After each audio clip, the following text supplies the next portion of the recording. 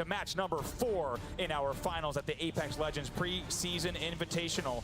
Na'Vi is 1 point away from the match point threshold. Let's see how they tackle this drop. We are jumping in for game number 4. And already you saw them just hovering over the airbase, zooming in into it, showing like that is going to be their interest. You see a couple of little buddies flying over the same direction, but likely not going to meet their same trajectory. Things appear to be safe here, as you see off to the right-hand side. I think it might be fair to assume maybe NRG, as they typically go towards the pit and split up. But yes, that is going to be them descending. And Na'Vi get themselves, it looks like, a free airbase. Yeah, it looks like a normal Na'Vi route here. And we've seen this before as well. Claus goes front here. He's going to just grab everything he can. And then also in the back, we're going to see the rest of the Na'Vi squad on those airstrips to loot up. I'm also curious, as we do see an early beacon there from Diz. Talk about that a little bit later. In some early trouble, though. They're running right into MVP. MVP, is the fact that they mix this up, they know they drop Cage. MVP must be picking a fight here with TSM. Imperial How already struggling in the HP, but that is TSM with the nice Hemlock shot. Full wipe there on MVP. And MVP goes for the high-risk drop. They drop right on TSM and Cage. If you've watched any amount of professional Apex Legends, whether it be scrims, the X Games, or the event so far, you know that TSM drops Cage. This is their home. MVP goes for the throat. They were in 14th with 11 points. They were trying to drop on NRG, who was in 17th. And yes, MVP will stay right there at that point threshold. TSM wins that battle, and an early one as well. Here's a look at the standings as well after 3 rounds very quickly, as we said. Na'Vi at 49, 789 at 42. The two teams that, given a normal performance, almost undoubtedly will pass that threshold. Yeah, and the biggest sign, I think that's going to very much make that a confident statement here for 789 is it doesn't look like they were threatened when it comes to the water treatment drop, even able to pick up a nice flyer here out in the distance for an extra bit of loot here for Accents. And Penta find themselves here over at Gauntlet. I think part of that, of course, is just the stakes. We talked about it earlier this weekend, Dred. When you think about how these teams play, I think a lot of also weighs into it. If you think about the meta of the game, the play style, also really how the Legends are played. We oftentimes see these kind of safe opens, but when you also add a $500,000 prize pool to the event, that is also going to enforce those even further. Very much so, and you know, I can't help but feel like one thing I want to already pose for this game number 4 into our finals has got to be a little bit of a conversation piece around our circle. NRG gave us a fraction of a glimpse, but from what I saw, we're going to be looking very southern Skulltown Thunderdome, which is where a majority of these players are already transitioning. Penta, again, the team that has found a win in our finals, though never finding one before that point. I believe the only team so far to be able to do that, make their transition over. But Gambit next to TSM here at the cage, trying to deal with this repulsor structure. Grenades coming in, that means Sunset's going to have to get out. Now back over here to the other side of that battle. That's actually going to be Third Impact on board with Balin G. Do you think Third Impact's a triple take pun? Need to recharge my shield. Could work out well for Balin G here as well, especially if that's the case. Rogue, elsewhere here on the map, you see them also kind of scuttling their way in to what's going to be center circle here. This is going to be very interesting to see whether or not they end up initiating onto this fight or just kind of gaining information. Doing well in the way of armor so far. Also a wingman peacekeeper for Sweet. He's going to feel pretty good about that. As we take a look, Rogue right now is in 4th place with 27 points. They're 1 above Wyvern in 5th and 1 below Penta in 3rd. I don't think that they're going to get into too big of a skirmish here really quick. So you know what? I want to go ahead and check here in with the command center and figure out what else has been happening on the map. Guys? What's up, Rangers? Just wanted to guys let you know where that next hill is going to be. Southwestern of the corner. It's going to be like a Skulltown water treatment finish. And so we already got a few teams over there, but I want you guys to let you know that so you can know where these teams are rotating. All right. Yes, indeed. Looking at that Skulltown Thunderdome finish coming in. Wingman ult for Diz. He and Ace, though, both on white armor. And this is a situation we see a little bit too often here as NRG continually forced to disengage, and oftentimes not with the armor that they'd like off of the opening. So going to have to play for positioning here. Now we're also looking at Virtus Pro. Virtus Pro's in 10th with only 12 points. We've been talking a lot about the top of the table, but it's worth mentioning that once you get past 6, that's Sentinels with 19 points, there's only 4 points separating 7th to 15th. So that middle of that table has a lot of teams that are itching to separate themselves from the pack and fight well into the distance. Yeah, if you're go ahead. If you're a viewer at home and maybe struggling to visualize what this looks like, basically, I would say Na'Vi and 789, they own everything. Yeah. And everybody beyond that point struggles to even bear 25% when you add them together. Like, everything is controlled here by 789, but right now, Exon's struggling to get control. Early portal forced out, but I don't know if Exon's going to get thirsted before this actually goes down. You see the closing attempt, but damage coming through onto him, forcing Estesu here, and everybody to retreat. She is in trouble. And that's Rogue. Rogue there pushing the aggression, and once again, Rogue in fourth. It's a great job there, and let's see. Yes, indeed, that's going to be a wipe on 789. 789 will go down. Our team in second place will exit there as the third squad to lead. Look at the smile on Sweet's face. He is happy about that. Yeah, and with that, you know what? Let's just go ahead and hear what some of the thoughts here are from Rogue after that victory. We got it. Let's do it. Anyone need medkits? I have 3. Dude, literally 2 bags right there. It's portaling to him right now. Watch my right. Drop. Get on that ridge and watch my right. Oh, I am. You're good. Pretty sure that's TSM fighting. They have a fucking Kraber. These kids are literally insane. I'm dropping my piece over here. Hold on. Careful, long. They're looking like long. Honestly, I could take that piece over my Prowler. I'm taking Kraber. R9 here, purple light extended. Can I get it? Yo, Gambit TSM. Can I take your portal? Sweet. Yes, yeah, go. Right, They're trading. No, I'm gonna get on that edge. And fantastic comms. You heard, of course, very happy that they had a Kraber in tow and able to pick that up. Also mentioning that the 789 is a bit nuts, and I think that also describes their play style and their success this weekend so far. They will exit early, so boy, does that ever pave the way for Na'Vi.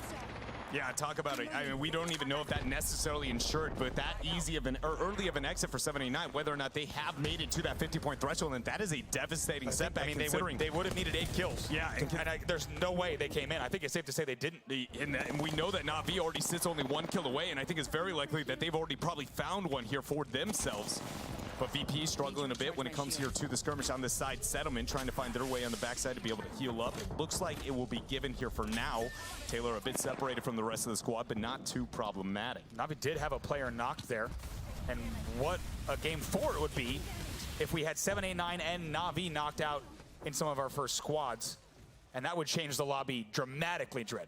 Yeah, it would be actually insane on how much that would set them back. It really just essentially buys everybody a free point game. And to be honest, those who actually win this game, if that was the case, are the only ones who would benefit from it. So it puts actually a bit of a burden of responsibility on a lot of these teams sitting in the middle of the pack if they want to be able to walk away the Apex Legends champion here at our preseason invitational. What the middle of the pack needs to do is deny a Rogue or a Wyvern win, to be honest, because that is the biggest threat to the rest of the pack. If those two teams that are on 27 and 26 respectively were to have very big games here that let them cross the threshold, that is a threat to the entire lobby. Exactly here, and a team that has been a pleasant surprise, I can't help but feel like through the entirety of this tournament, but maybe not dominating as much as they like when it comes to those finals, is going to be not only Games Origin, but also NRG, struggling to be able to survive the onslaught that Na'Vi has been pressuring onto them. It's right now taking a look here, also doing some armor pulling as we saw yesterday, but it's actually going to be third impact. Forsaken that does get the knock on reps from TSM. TSM, by the way, sitting right in the middle of that pack. They're in 9th with 12 points. We'll see what Forsaken and crew can do here. Every time we look into third impact, man, their armor seems like it is so successful. It's so good, but the skirmishes here into the mid game just never seem to work out into their favor. What are they going to do to get different here? Is also Misfits constantly squirreling around. They are. Look at Lucido. Some great shots from him. He's fighting this solo. He did get the 2 respawns off. Now finishes there. Abraleli with the wing. Let's see if he can get also the elim. Yes, indeed. And now going to also pop a cell. It should be noted that only one person on TSM, I think, is actually alive at this point. So Lucido's comfortable into a 1 versus 1 if he knows that information. As you see Imperial Hal on your screen actually taking down. Okay, 2 members left. So Reps did survive when he was knocked earlier. And look at that, VP getting the cleanup. And as I say that, Reps now struggling once more, as that's going to be a knock. And Hal seems to be left alone. And right now, needs to be very careful. We've seen this back cliff used quite a bit. Whenever these final rings come down here, even if it's south treatment, this area being very valuable, going to drop down. The double res coming up from Misfits, keeping both of them alive. Moose didn't even make it out of the airship, I don't believe it, before he hit the ground dead, already knocked. But at least one member of Misfits lived, and more importantly, got to that loose box that was actually TSM Abraleli's. So a lot of good gear, and honestly, a miracle recovery here for Misfits in Game 4. A knock here for Lucido with some great shots with the wingman. Got to also note, Misfits in last place with only 2 points. Not last place when it comes to that heart, though. The fact that you do not give up considering how dire of a situation this is and get the res in this circle. Misfits showing that they have possibly what it takes here. Rogue still showing that they have massive control over what's going to be a very likely our final circle here. Kraber coming out from Sweet Dreams, and man, I would love to see a nice Kraber shot here from him. Yeah, I don't think we've seen any Kraber play for you and I on the main stage all weekend. I think only one Mastiff even as well. The finals could be the place that we see some legendary weapons brought in. Good. Now 99 wingman here for Retzi. Sentinels feeling pretty comfortable there on their high ground. It looks like just sitting on the side here of what is Wyvern. Wyvern dominating over the top here of this rooftop. It seems like this is going to be their in-game home. They aren't going to be forced off of it, at least here with round 3. Unlikely, I think, here as well with round 4, but I do think they need to make their way out here, actually. Going to get pressured from behind. Because I think Rogue might identify the circle better than a majority of these teams. I'm not totally confident, but it seems like it's going to be more towards the outskirts here. Succubus trying to make their way in where MVP actually struggled earlier. Now checking in then with this side of Succubus hailing from Spain and Sweden. We've got Crypt from Spain, Star Wraith as well, and Mady, their Wraith, Swedish player. Playing very, very slow here. They're just on the side of that water treatment and right where Rogue is looking. They're denying exit 1 right there, or 2 on the side, and everybody is worried about that mainstream road that Huskers is kind of... Right, and being so armored up, and even with a Kraber in hand, that's going to allow Sweet to really just do that scouting on that hill. He's going to allow, kind of have a really great vantage point on all those chokes that are coming in. I expect them to play that advantage. And look at this, Lucido fighting as a solo, is able to get the respawns, the reses he needed, and now they're looking much better than they were when we checked in with them about 3 minutes ago. His next circle is so massive because depending on where it goes, Misfits may have a massive upper hand with that high ground sitting on top of the Skull Town outskirts. Not going to be forced in here quite yet is, once again, Succubus with that water treatment questioning how do we get around what Rogue has posted up here as they're just constantly gatekeeping. And with already wiping 79, Rogue is going to be in a very good position, it feels like, in this game if they can get those kills and hold on to any ounce of placement. Follow the tunnel. Going to be a portal here for RPR on the source side. As they try to make the move back, it's going to give them an option to get out of the building that they've set up in. And not seeing much resistance at all from areas like Market Town just yet. And we expect things to be at this pace here at this stage of the game. And you know, I'd love to see if here we get the circle kind of moving in. If whether or not Rogue is actually going to have success on defending that zone that they've been pushing off of that water treatment so very effectively. It's going to be 30 seconds before the push comes in. Here's Rogue's perspective, not getting too much consideration here, at least not Huskers yet. There it is. Back to Sweet with that Kraber in hand. And let's see. Does not pull the trigger just yet. Now also checking in with Senox on the Sentinel side. Sentinels have the opportunity to throw some longbow shots, down that avenue as well if they'd like. Maybe steal a couple of kills. Nice free couple points. Hovering from above there. Wyverns as well, just sitting on the side. Rogue still trying to deter. You see the Wraith portal actually forced there, but they're just sitting and waiting. The trap set, and Succubus stepping out a bit too far. Will the Kraber come through? The retreat attempt, gonna just go ahead and try and get the thirst there. Will work out here. Succubus not gonna find their way into the circle due to the great guarding here from Rogue.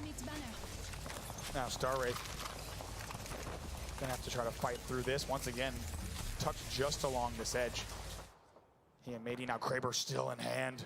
I love the Sweet patience. Dreams. I do love the patience as well. Of course, that ammo is so valuable. Exactly. In that Kraber, you're not going to see them take those shots like you do something like a longbow. Instead, he is holding on to every shot he has, but also shots coming in from the rear, needs to disengage and fly back to Huskers and dropped. Yeah, those are likely coming over from that high ground where we see people like Wyvern posted up, because I talked about how they have an angle actually onto this entryway. It's not going to be given for free. And look at this off into the side. Rogue may be a bit too distracted, and coming through one of those chokes they thought they had covered is going to be third impact. And they waste no time. They've got themselves a Wraith port. I don't know if they know that they're walking into a little bit of everybody here. They are indeed. They're going all the way along the coast here, and that portal's going to get them towards this south settlement. They're going to have an option to push on Rogue, but like you said, they're going to meet a lot more enemies if they push directly into them. So they're going to need to play this very carefully.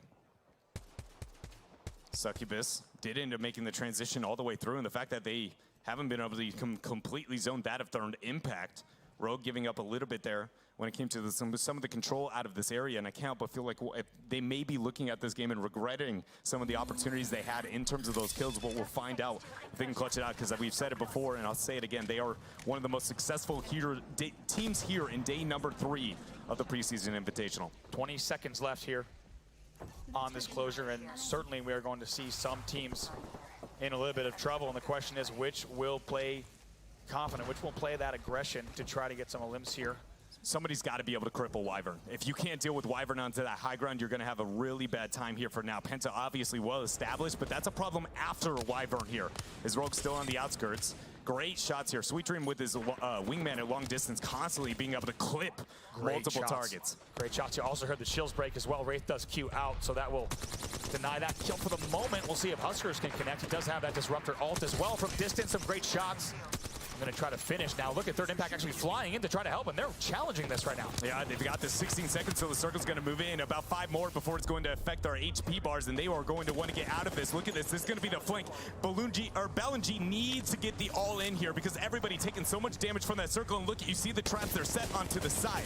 Great shots from him, but he needs to fly in. He's going to be careful. His teammates are dropping. Fjellner has also gone down. Now it is a 1v3 for them. Rogue still looking good, and that'll be it right there, as that's going to be Fjellner who falls as well. And now also Forsaken who goes down.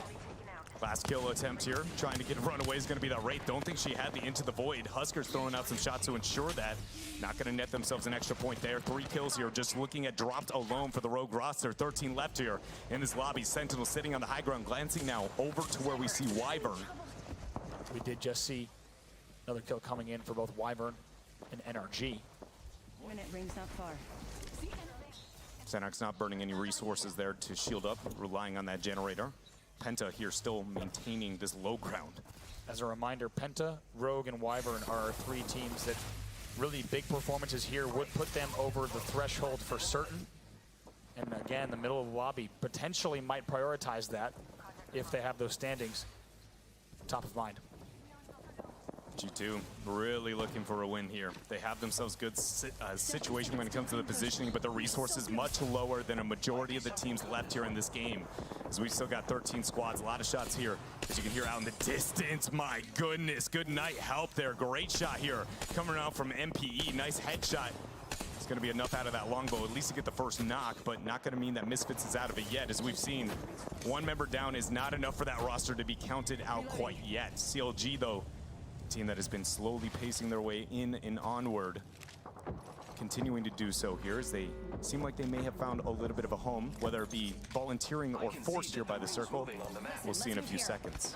CLG is certainly one of the teams that were on our list of a team that has a lot to prove here, of course, hoping for a better finish at the X Games, but now we jump on board with dropped on the Rogue side, and Rogue still looking very good. Some shots here coming through, and they will get 2 knocks. That's going to be Mady who gets the knock there. Help also goes down on the hand of Wyvern. Shots here from Drops as he takes more damage there from the Thermite Grenade. Sweet Dreams only has 1 HP. Drops trying to struggle. Husker's the only one with the shots back here that isn't going to get instantly knocked. Game's Origin is out of here as that was a great couple of shots coming out from the side. But look at Rogue, man. The fact that they're able to hold up and posture up around this rock, and it does not look good here. Drops moves up on the backside of the rock. Staying alive somehow. His teammates did pop bats though, so now, oh no, both of those are gone. It's only up to Huskers, who's around the corner. Certainly he'll go down. Let's see if he can get away. Doesn't have the opportunity to really get an easy escape here as he is just a Watson. You should watch him walk into a door, but that is just going to be a trap kick though. Looking good, having 3 members alive. Phoenix Kit will be finished by Matrix. It's an exit for Rogue at 10th, and they were at 27 points. A ton of eliminations could help them get near. We'll have to check the standings at the end, but back into the action with the G2 side. Look at the Sentinels trying to make their way over to Wyvern, but they're going to be denied that. Trying to say you shall not pass here as Xenox takes another chip, going ahead and wait on that generator. And this is something Xenox has done a lot, to be able to rely on that and not burn these resources so they can take these long distance skirmishes. It works out for them, but they still need to find a way to deal with Wyvern, and always Penta here. What feel like almost the rabid groundhog, if you will, just sitting below, waiting for somebody to make a mistake and then ready to strike. Imperial Howl, the last man of TSM. Penta knows that they are only 22 points away from the 50-point threshold. Oh, kick. Kick trying to make the push here. Taking a lot of damage. Nighty's going to be the first to drop, and also CLG in a different area, taking themselves a battle. See if Madness can fight out of this. No, he goes down. That would be an exit for CLG as well. They are in 13th. They exit at 8th place. Now back on board with Penta in a whole lot of trouble. Nesh goes down. Penta has been so well established for an hour, but then when the fight actually matters, NRG has enough to be able to threaten them off. Only one person alive. It's Orax as he takes a couple of shots there from the right-hand side. Has an opportunity to heal more. Almost thirsted there. Could get a shield swap if he would like to do so. Maybe the purple on his side going to be available. We'll find out. Res attempt. Seems like Nesh will be back with us. Able to get that res also. Of course, that Watson ult will help, but now on board here with Ace, and he's getting melted. Very low HP, pops a cell. Going to be ready with the Peacekeeper around the corner if someone does rush frag out as well. I'm in awe that they didn't push that. Going to pop another cell. Does have another frag. Going to queue out. Can't get around the corner, though. They might have been able to hear that audio cue and knowing that they got the second kill. Another grenade comes through. I don't think Ace is going to be able to make it out there. No, he's out. That is it. Penta Orax locks it down with that Arc Star. And what a moment there. It looks like another revive. Orax getting Penta back in this game. Was the only player alive for a moment. Able to get not only the revive, but also the kills there. Going to continue to put them in a good position to potentially be the first team to cross the 50-point threshold. Kick is on the lower ground here with G2.